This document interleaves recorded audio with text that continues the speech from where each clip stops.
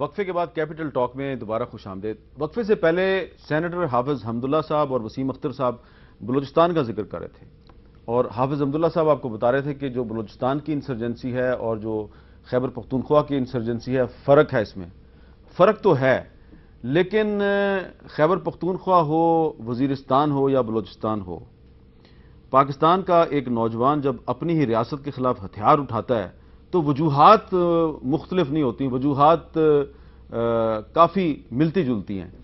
ہم آپ کو ایک چھوٹا سا ایک پیکج دکھائیں گے، رپورٹ عبدالسبوق سید کی۔ آپ کو نظر آئے گا کہ اس وقت جب کہ میں آپ سے مخاطب ہوں، اسلام آباد میں بہت سے بلوچ نوجوان اور بہت سے بلوچ بزرگ کئی دنوں سے کھلے آسمان کے نیچے دھرنا دیے بیٹھے ہیں، اور سپریم کورٹ کہہ رہی ہے کہ ان کو ڈیرہ بگٹی میں جانے دیا جائے، لیکن ان کو وہاں داخل نہیں ہونے دیا جا رہا۔ آپ ان لوگوں کی ذرا گفتگو سنیں اور پھر خود ہی فیصلہ کیجئے گا کہ اگر کل کو یہ کوئی بندوق کا راستہ اختیار کرتے ہیں تو ذمہ دار کون ہوگا۔ نیشنل پریس کلب اسلام آباد کے سامنے بیٹھے ان افراد کا تعلق ڈیرہ بگٹی سے ہے۔ ان افراد کا کہنا ہے کہ گزشتہ 8 برسوں سے تقریباً 2 لاکھ سے زائد افراد در بدر کی ٹھوکریں کھانے پر مجبور ہیں اور انہیں ان کے آبائی علاقوں میں جانے نہیں دیا جا رہا۔ ڈیرہ بگٹی کے متاثرین کا کہنا ہے کہ ان کے اہل خانہ مصائب اور تکالیف کا شکار ہیں۔ اس زبردستی ہجرت کی وجہ سے ان کے کاروبار، تعلیم اور کھیتی باڑی سب کچھ تباہ ہو کر رہ گیا ہے۔ کوئی داد رسی کے لیے نہیں آیا۔ ویسے جھوٹے دعوے اور وعدے تو بہت کرتے ہیں کہ بلوچستان سے ہونے والی زیادتیوں کا ازالہ کریں گے۔ نوابزادہ گہرام بگٹی کا کہنا ہے کہ سپریم کورٹ، ہائی کورٹ اور وفاقی وزارت داخلہ کے واضح احکامات کے باوجود انہیں ڈیرہ بگٹی میں داخلے کی اجازت نہیں۔ ان سب نے ایک ہی بات بولا کہ ہم ناراض بلوچستان میں جو ناراض بلوچ بھائی ہیں، پہاڑوں پر ناراض بھائی بیٹھے ہوئے ہیں، بیرون ملک بیٹھے ہیں، ان کو دعوت دینا چاہتے ہیں۔ تو ان کو کیا آپ دعوت دو گے جب ہم آپ کے دروازے کے باہر بیٹھے ہیں اور آپ ہمارے لیے دروازہ نہیں کھول رہے 27 دن سے؟ اور کیا بولتے ہیں یہ لوگ آگے سے، ہمارے اختیار میں کچھ نہیں ہے۔ وہ تو آ جائیں گے، ان کو پھانسی دے دیں گے اور بولیں گے ہمارے اختیار میں کچھ نہیں تھا۔ یہ تو پھر غلط بیانی نہیں کریں، پاکستان کے عوام کے ساتھ جھوٹ مت بولیں۔ اگر حقیقی کام کرنا ہے تو عملی کام شروع کریں، اگر نہیں کرنا ہے تو جھوٹے وعدے نہیں کریں ہمارے ساتھ۔ بہت ہو گیا اور جھوٹ برداشت نہیں ہے ہمیں۔ نیشنل پریس کلب اسلام آباد کے سامنے بیٹھے ہوئے ڈیرہ بگٹی کے متاثرین کا کہنا ہے کہ وہ گزشتہ 27 دنوں سے شدید گرمی میں یہاں بیٹھے ہوئے ہیں، لیکن حکومت کی جانب سے کسی قسم کی سنوائی نہیں ہو رہی۔ ان کا مطالبہ ہے کہ انہیں فی الفور اپنے گھروں میں جانے کی اجازت دی جائے۔ کیمرامین عبدالسلام سمرو کے ساتھ سبوق سید، کیپٹل ٹاک، اسلام آباد۔ جی، یہ تھی سبوق سید کی رپورٹ۔ خرم صاحب، یہ ہم نے رپورٹ آپ کو اس لیے دکھائی کہ اب چند دنوں میں آپ کی حکومت آ جائے گی، اور پھر آپ کے سامنے بھی یہ ایک بہت بڑا چیلنج ہوگا کہ یہ لوگ جنہیں عدالت کہہ رہی ہے کہ ٹھیک ہے آپ کو اپنے علاقے میں جانے کا پورا حق ہے، تو آگے سیکورٹی فورسز کہتی ہیں نہیں آپ نہیں جا سکتے، تو کیا کریں گے آپ پھر؟ اور جب یہ ان کو نہیں جانے دیا جائے گا تو پھر یہ بھی بندوق اٹھائیں گے۔ پاکستان کے ہر شہری کا حق ہے کہ پاکستان کی سرزمین پہ وہ جہاں چاہے وہ رہ سکے، اور اگر ان کی مٹی ہے، ان کا گھر ہے میرے بھائیوں کا، تو وہ وہاں تک ضرور اپنے گھر جائیں گے انشاءاللہ۔ امیر صاحب، اصل میں معاملہ یہ ہے کہ بلوچستان میں بھی اور خیبر پختونخوا میں اور قبائلی علاقوں میں ایک فیکٹر جو جس شورش، ایک تو ہم کہتے ہیں نا کہ لوگوں نے ہتھیار اٹھائے ہوئے ہیں اور خود کش حملے ہو رہے ہیں، لیکن ایک بہت گہرا فیکٹر جو ہے جس پہ ہم گفتگو کرنی چاہیے کہ وہاں کس قسم کے معاشی مفادات بہت سارے لوگوں کے، بشمول ہماری ایجنسیوں کے بھی اور وہاں جو سرکار کے لوگ بیٹھے ہیں ان کے بھی ہیں، اور وہ بھی ایک بہت بڑی رکاوٹ ہے ان مسائل کے حل میں، قبائلی علاقوں میں بھی اور بلوچستان میں بھی۔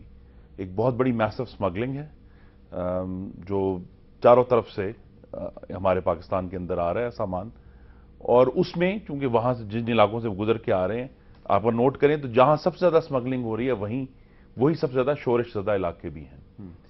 تو وہاں جب ہم کہتے ہیں کہ ریاست کی عملداری قائم کرنی ہے تو یہ نہیں ہے کہ آپ نے صرف بندوقیں لے کے جانا ہے، ریاست نے اپنی جو زمینی خود مختاری اس کا بھی دفاع کرنا ہے اور سمگلنگ کے معاملے کو بھی حل کرنا ہے۔ لیکن ساتھ ہی ہمیں یاد رکھنا چاہیے جب ڈسکشن اس سے پہلے ہوئی کہ ہم نے جب مذاکرات کرنے ہیں طالبان سے، اور جو بلوچستان میں بھی لوگ بیٹھے ہیں، یہ یاد رکھنا چاہیے کہ امریکہ کی افغانستان میں موجودگی یا ڈرون حملے 50,000 پاکستانیوں کو شہید کرنے کی وجہ نہیں بن سکتے۔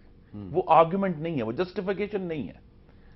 آپ کو جو بھی شکایات ہیں ریاست سے، اس سے آپ بات کریں، امریکہ وہاں موجود ہے ان سے لڑیں، لیکن پاکستان کے لوگوں کو اس پہ گفتگو ہو چکی ہے کہ ہمارے علماء دین کو بھی، ہمارے جو بڑے بڑے صوفی بزرگ ہیں ان کی درگاہوں پہ، اور پورے پاکستان میں کوئی ایسا علاقہ رہا نہیں جہاں یہ کام نہ ہوا ہو۔ تو اس سے جب ہم نے بات کرنی ہے تو یہ یاد رکھنا ہے کہ جب ہم ڈرون حملے ہم کہتے ہیں کہ ہم رکوائیں گے انشاءاللہ مسلم لیگ نون کی حکومت، لیکن یہ واضح نہیں ہے کہ ڈرون حملے رکنے کے بعد یہ انسرجنسی رک جائے گی، یا امریکہ افغانستان کا انخلا ہونے والا ہے 2014 میں، کیا اس کے بعد بھی یہ انسرجنسی رک جائے گی؟ صرف اس کے لیے تھی؟ یہ واضح نہیں ہے، کیونکہ وہ لوگ جنہوں نے 50,000 پاکستانی فوجی اور سویلین شہید کیے ہیں، کیا وہ صرف اس بات پہ رک جائیں گے کہ امریکہ وہاں سے چلا گیا؟ تو اس سے لڑنے کے لیے یہ بات درست ہے، اگر یہ کلیشے سا بن گیا، وسیم اختر صاحب نے سب لوگوں کو اکٹھا ہونا پڑے گا۔ وسیم اختر صاحب نے کہا کہ وہ آپ کی پالیسی کی حمایت کریں گے۔ حافظ حمداللہ صاحب یہ بتائیں کہ آپ کے صوبے بلوچستان میں پہلے طالبان کسی کارروائی کی ذمہ داری قبول نہیں کرتے تھے، لیکن یہ پچھلے دنوں میں کچھ واقعات ہوئے جس کی انہوں نے ذمہ داری قبول کی ہے، اس کی کیا وجہ ہے؟ میں اس سے پہلے کہ اس سوال کا جواب دوں، ایک بات میں کرتا ہوں جو دوستوں نے پہلے کی، خاص کر وسیم صاحب نے، کہ سیاستدان ایک پچ پر آ رہے ہیں، کیانی صاحب بھی، ہم سب جب لڑنے کی بات آتی ہے تو ایک پچ پہ آئیں گے، لیکن جب مذاکرات کی بات آتی ہے تو پھر ایک پچ نہیں ہے۔ میں کہتا ہوں کہ سیاستدان پہلے سے ہی انہوں نے ایک پچ پر اتفاق کا مظاہرہ انہوں نے دکھایا۔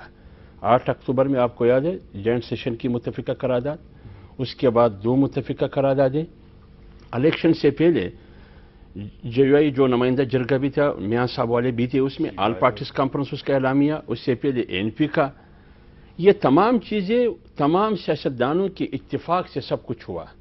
تو آپ کے لیے خارجہ پالیسی کے لیے جو خطوط ہے وہ تو پارلیمنٹ نے آپ کو دے دیا ہے، نئے چیزوں کی ضرورت ہے نہیں۔ ایک بات تو یہ پچ پر تو ہم پہلے سے ہیں کہ تو آپ کہہ رہے ہیں طالبان سے مذاکرات ہوں گے آئین کے اندر رہ کے؟ بالکل آئین کے اندر رہ کے، ٹھیک ہے، کیونکہ پارلیمنٹ نے وہ قرارداد پاس ٹھیک ہے۔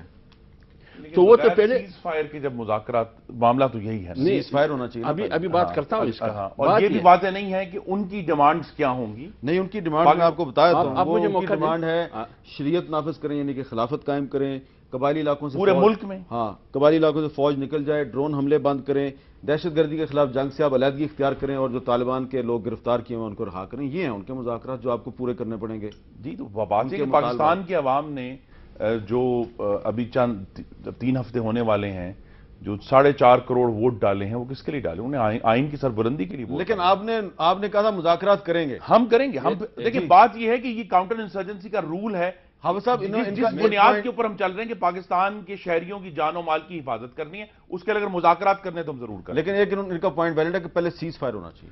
بات یہ ہے کہ افغانستان میں جب امریکہ طالبان سے مذاکرات کر رہی ہے، کیا سیز فائر ہو چکا ہے؟ لیکن وہاں پہ طالبان ایک غیر ملکی فوج کے خلاف لڑائی لڑ رہے ہیں، یہاں پہ تو طالبان اپنی فوج اور اپنے ہی لوگوں کو مار رہے ہیں۔ میں آپ کو یہ کہتا ہوں کہ اپنی فوج کے ساتھ جو وہ لڑ رہے ہیں، کیوں لڑ رہے ہیں؟ آپ کا بنیادی خرابی، آپ نے جو اسباب اور عوامل کی پہلے سے بات کی کہ بنیادی وجہ کیا ہے، اگر بلوچستان میں ہے یا ادھر فاٹا میں یا پوری پاکستان میں، بنیادی وجہ کیا ہے کہ ہماری پالیسی غلط ہے۔ جو خارجہ پالیسی ہم نے ترتیب دی ہے، اس کے نتیجے میں 11-12 سال میں $100 ارب آپ کی معاشی نقصان ہوا۔ آپ 50-55 ہزار لوگ آپ 2 بیٹھے، آپ نے کیا فائدہ دیا اس ملک کو؟ لہٰذا اس کو کب تک آپ گولی کے ذریعے حل کریں گے؟ لہٰذا گولی مسئلے کا حل نہیں ہے، آپ نے مذاکرات کرنے ہوں گے، لیکن اس کے لیے اجازت کس سے لینا ہوگا؟ امریکی اسٹیبلشمنٹ اور پاکستانی اب امریکہ کو چھوڑ دیں اور پاکستانی اسٹیبلشمنٹ کو بھی چھوڑ دیں۔ اب طالبان کہہ رہے ہیں کہ ہم مذاکرات نہیں کرتے۔ مجھے صرف یہ بتا دیں کہ ان کے ساتھ کون کمیونیکیٹ کرے گا، کون ان کے پاس جائے گا کہ بھائی ہم نے مذاکرات کرنے ہیں، آپ مان جائیں؟ یہ بات کون کرے گا؟ نہیں، بات یہ ہے جب انہوں نے پیشکش کی کہ ہم مذاکرات کریں گے، ہمارے اداروں نے کیا جواب دیا اس کو؟ یعنی 4 مہینے ہو گئے، 5 مہینے، جنوری میں انہوں نے پیشکش کی تھی یا فروری میں؟ ابھی آج مئی ہے، جون ہے، تو ہم نے کیا جواب دیا؟ اور اس کے بعد پھر کیا ہوا؟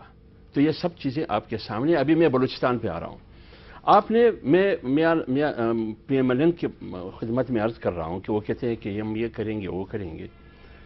PMLN نے 1-2-3 باتیں کی۔ نواب اکبر بگٹی کی قاتلوں کا انہوں نے کہا کہ اس کو ہم سزا دلوائیں گے۔ لال مسجد کے بارے میں انہوں نے بات کی، اور آرٹیکل 6 کی جس نے غداری کی اس کی انہوں نے بات کی، ڈرون کی بات انہوں نے کی ہے، یہ تمام چیزیں۔ اور اسی طرح ڈیرہ بگٹی کے حوالے سے انہوں نے بات کی کہ بگٹیوں کو، جیسے ابھی یہ پریس کلب کے سامنے یا پارلیمنٹ کے سامنے جو بیٹھے ہیں، ان کو ہم نے وہاں بھجوانا ہے، وہاں اپنے گھروں میں ایک سوال میں کرتا ہوں، وہ سوال یہ کہ آپ جس سے بھی سوال کرتے ہیں کریں، اندر کی بات ہمیں معلوم ہے کہ علی بگٹی وہ جو ڈیرہ بگٹی میں نواب اکبر خان بگٹی کے گھر میں بیٹھا تھا، ان کو کیوں نکالا گیا وہاں سے؟ یہ سوال آپ کسی سے پوچھیں، ان کو کیوں نکالا گیا؟ آپ بتائیں نا اس کا جواب کیا ہے؟ نہیں، آپ پوچھیں پھر کہ ان کو کیوں نکالا گیا نا؟ چلیں، مجھے تو نہیں پتا کیوں نکالا گیا۔ ایسی منتخب جمہوری حکومت انشاءاللہ اب اپنے قریب آ رہی ہے جو یہ سارے سوال پوچھے گی۔ ٹھیک ہے، اب وسیم اختر صاحب، آپ نے کہہ رہے تھے کہ کراچی میں ٹارگٹ کلنگ دوبارہ شروع ہو گئی ہے، آپ کے ورکرز کو اغوا کیا جا رہا ہے، لیکن ساتھ ہی ساتھ ایک وکیل صاحب اور ان کے 2 بچوں کو بھی شہید کر دیا گیا۔ تو اب آپ یہ بھی کہہ رہے ہیں کہ آپ مسلم لیگ نون کی حکومت کی جو پالیسیاں ہوں گی اس کی حمایت کریں گے، لیکن قومی اسمبلی میں آپ ان کی اپوزیشن کریں گے تو کیسے ممکن ہوگا؟ آپ ان کے ساتھ تعاون بھی کریں گے، ان کی حمایت بھی کریں گے، ان کی اپوزیشن بھی کریں گے، کیا ہوگا؟ تھوڑا سا آپ واضح کریں گے۔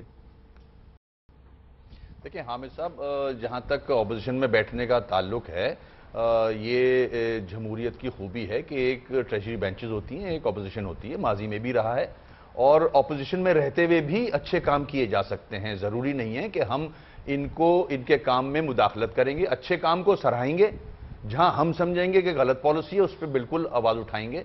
یہ تو ہو گیا اپوزیشن کا کردار۔ مگر میں یہاں تھوڑی سی اور بات کروں گا۔ دیکھیں، ایک ہوتی ہے داخلہ پالیسی، ایک ہوتی ہے خارجہ پالیسی۔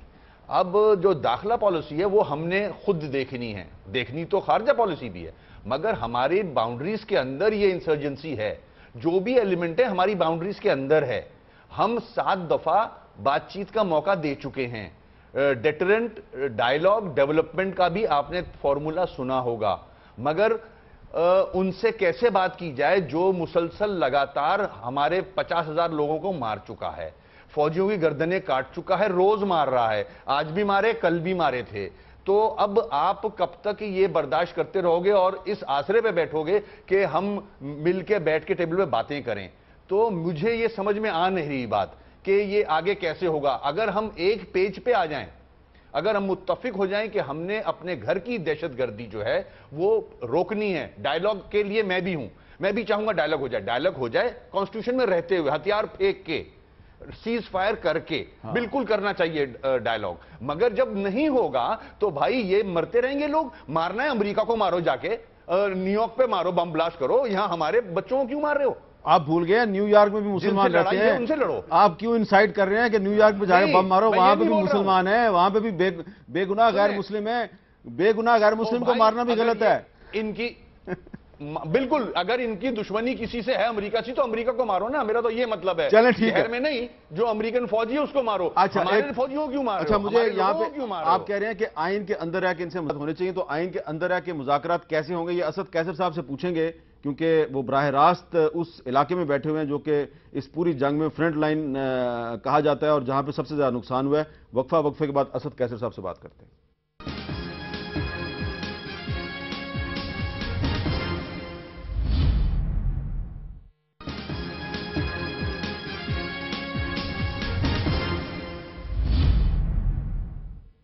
وقفے کے بعد کیپٹل ٹاک میں دوبارہ خوش آمدید۔ وقفے سے پہلے جو گفتگو ہو رہی تھی اس میں خرم دستگیر خان صاحب، سینیٹر حافظ حمداللہ صاحب اور وسیم اختر صاحب کا اتفاق ہے کہ طالبان کے ساتھ مذاکرات کیے جائیں لیکن آئین پاکستان کی حدود کے اندر رہ کے۔ اسد قیصر صاحب خیبر پختونخوا اسمبلی کے نومنتخب سپیکر اور تحریک انصاف کے سینئر رہنما، ان سے ہم بات کرتے ہیں۔ اسد قیصر صاحب، اب آپ کا تو صوبہ ہے اور اس علاقے میں آپ بیٹھے ہوئے ہیں جہاں پہ یہ سارا مسئلہ ہے، تو آئین کے اندر رہ کے ان کے ساتھ آپ مذاکرات کیسے کریں گے جب وہ کہیں گے کہ ہمارے سارے ساتھی جو گرفتار ہیں ان کو چھوڑ دو، جب وہ کہیں گے کہ آپ جو شریعت کے قوانین ہیں ان کو نافذ کریں، تو آپ کی حکومت صوبے میں شریعت کے قوانین نافذ کرے گی؟ دیکھو حامد صاحب، ایک تو سب سے پہلی بات یہ کہ آپ کو پتہ ہے کہ گزشتہ اسمبلی کے ایک جوائنٹ سیشن ہوا تھا جس میں ایک کلیئر موقف اختیار کیا گیا تھا مذاکرات کے لیے، اور ڈرون اٹیک کے بارے میں بالکل ایک واضح موقف تھا کہ اگر ڈرون اٹیک ہوتے تو ہم اس کو گرائیں گے، جس کی بدقسمتی سے 24 گھنٹے کے اندر جو ہے نا ڈرون اٹیک بھی ہوا اور اس حکومت نے کوئی اس کا نوٹس بھی نہیں دیا۔ بہرحال ابھی جو آپ نے بات کی ہے، ہماری پارٹی تو بالکل اس کا ایک واضح موقف ہے۔ ہم سمجھتے ہیں کہ یہ اس ملک میں اسلامی نظام ہونا چاہیے، اسلامک ماڈرن ویلفیئر اسٹیٹ ہمارے منشور کا بنیادی حصہ ہے اور इय्याका नअबुदु व इय्याका नस्तईन की बुनियाद पे हम जो है ना पॉलिटिक्स कर रहे हैं, तो हम तो बिल्कुल इस पे बिल्कुल है, लेकिन ये हमारा अप्रोच जो है, ये जो आप सारी बातें कर रहे हैं, ये तो हमारे आइन में भी मौजूद है। इस्लामी जमहूरिया पाकिस्तान, हमारा आइन जो है उसमें इस्लामी दफात शामिल हैं। बिल्कुल यही है कि हम जो एक इस्लामिक मॉडर्न वेलफेयर स्टेट जो इसकी अंदर रहती हुई जो कानून है, हम चाहते हैं कि वो लागू हो, वो इम्प्लीमेंट हो, वो अदालतों में आए, अदालतों में फैसले शरीयत के मुताबिक हो। तो आपका कभी असद कैदर साहब कभी इनसे राब्ता हुआ है तालिबान के साथ, तरीके तालिबान पाकिस्तान के लोगों से? आजकल तो पिछले कई दिनों से कोहाट रोड पिशावर जो है वहां पे तो रात को गश्त भी करते हैं और कोई सिक्योरिटी फोर्सेज या कोई पुलिस इनके करीब भी नहीं फटकती। तो ये जो गश्त वश्त करते हैं, कभी इनसे राब्ता हुआ है इलेक्शन कैंपेन के दौरान? आपका कोई बातचीत होती है कि भाई हम जब गवर्नमेंट में आ जाएंगे तो फिर आपके साथ किस तरह बातचीत शुरू होगी? नहीं, असल में हमारी तो आपको पता ही तो हुकूमत का काम है, हम तो एक सियासी पार्टी है। हम सियासी पार्टी जो है ना अपने एक मौके पर उसके एक इशू पे एक स्टैंड होता है। हमने अपने हमारा एक क्लियर स्टैंड था और हमने इस इशू पे वाज़ेह मौके अपनाया था कि हमारी पुख्तून साइकी जो है इसको आप दबा नहीं सकते, उसको आप इंगेज करते हैं मुज़ाकरात पे। अगर आप उसके साथ बराबरी की बुनियाद पे बात करते हैं तो मुझे अब भी यकीन है कि हम इस मसले में कामयाब हो सकते हैं। हमें जरूर ये बुनियादी मसला है, हमारे तो इसके साथ कोई राबिता नहीं। खुर्रम साहब, आपको तो इनको साथ चलना पड़ेगा। तहरीक इंसाफ, मुस्लिम लीग नून, आप दोनों के सामने बहुत बड़ा चैलेंज है। जी, मैं तो असद कैसर साहब को ये भी मुबारकबाद देना चाहता हूँ कि वो पाकिस्तान पीपल्स पार्टी को भी साथ लेकर चले हैं आज, और खैबर पख्तूनख्वा असेंबली में बाकायदा पाकिस्तान पीपल्स पार्टी आज पीटीआई ने सिंध असेंबली में आपके इरफानुल्लाह मरवत को सपोर्ट किया। जी, ये आप देख लेंगे किस किस्म की नई सफ बंदियां हो रही हैं। लेकिन ये बात वाज़ेह होगी कि जब अमली सियासत में आकर जिम्मेदारी मिलती है फिर उस तरह की दीवारें खड़ी नहीं की जाती। अच्छा, अब आपका कैटेगोरिक स्टेटमेंट क्या है कि तहरीक तालिबान ने मुज़ाकरात की पेशकश वापस ले लिया, अब आप उनको क्या कहेंगे? जी, हमारी अभी भी ये ख्वाहिश है कि ये मामला मुज़ाकरात के जरिए हल हो, और उसमें लेकिन मुज़ाकरात तक पहुंचने के लिए तहरीक तालिबान को भी इसके ऊपर अपने अंदर भी कुछ देखना पड़ेगा, क्योंकि अगर वहां 44 ग्रुप मौजूद हैं, अब जो भी लोग उनके बिहाफ पर मुज़ाकरात करने आएंगे, क्या वो उन 44 ग्रुपों को उनकी अथॉरिटी साथ लेकर आएंगे? क्या उनके पास ये अथॉरिटी होगी कि जो भी फैसला होता है मुज़ाकरात में वो उसको इंप्लीमेंट भी करवा सकते हैं? नहीं, ये बड़े गंभीर मसाइल हैं। लेकिन मीर साहब, ये मैं बात पहले भी कह चुका हूं कि मुज़ाकरात बेहतरीन ऑप्शन है लेकिन वाहिद ऑप्शन नहीं है। ठीक है, बहुत शुक्रिया। हमारा वक्त खत्म हो गया। खुर्रम दस्तगीर खान साहब, सेनेटर हाफिज हमदुल्ला साहब, जनाब वसीम अख्तर साहब, असद कैसर साहब, आपका बहुत बहुत शुक्रिया। और खुर्रम दस्तगीर खान साहब ने जो आखिर में एक बात कही है, मैं उसको रिपीट करता हूं, आप सिर्फ उस पर गौर करें। खुर्रम दस्तगीर खान साहब कहते हैं, मुस्लिम लीग नून के बहुत जिम्मेदार और सीनियर रुकन कौमी असम्बली हैं, कि तालिबान के साथ मुज़ाकरात बहुत अच्छी चीज़ है लेकिन मुज़ाकरात वाहिद ऑप्शन नहीं है। इस पर गौर कीजिए, बैन सुतूर समझने की कोशिश कीजिए। मुझे दीजिए इजाज़त, अल्लाह हाफ़िज़।